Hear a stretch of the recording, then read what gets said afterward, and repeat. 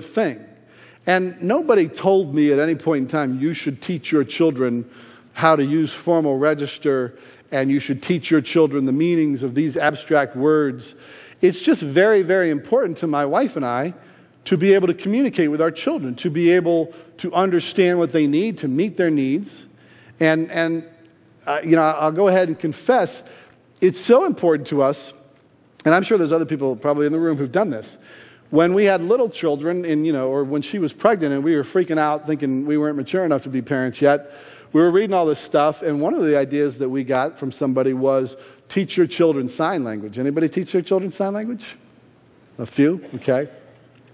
Because what the research shows is that children have the ability to think and communicate before they have the ability to speak.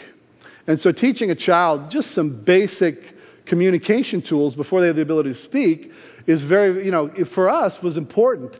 And one night, my son was very, very, he was crying a lot. He was cranky. He couldn't seem to communicate. We didn't know what was wrong. We'd done everything we knew as parents to do.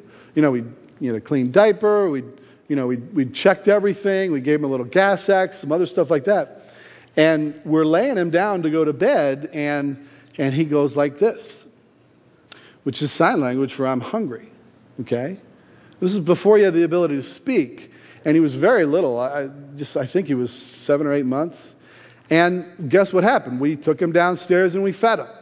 Well, psychologists will tell you that he learned a valuable lesson on the importance of being able to communicate what you're feeling. I mean, he communicated to us that he was hungry, and a light went off in his head, when he got what he wanted by communicating to us. And he's never lost that lesson. He's a remarkable little communicator at 11 years old. It's funny because both my wife and I, have a pretty good formal education, and it's amazing how many times people will come up to us who knew him when he was 3 or 4, who will say, "Well, didn't you have a son who was really, really bright?" And I kind of look at him quizzically because we don't think of him that way. He's not, an A student or anything. But what we've come to find out was he never had trouble saying a word. He enunciated everything very clearly. And when a 3-year-old does that, people assume he's very, very bright. If he's precocious in anything, it's simply in language, because he has this remarkable ability to communicate. And sometimes I'm even blown away by his ability to communicate. And he listens to everything. And I think he learned that lesson lying in his crib that night saying he's hungry. It's very, very important to be able to communicate in abstract ways.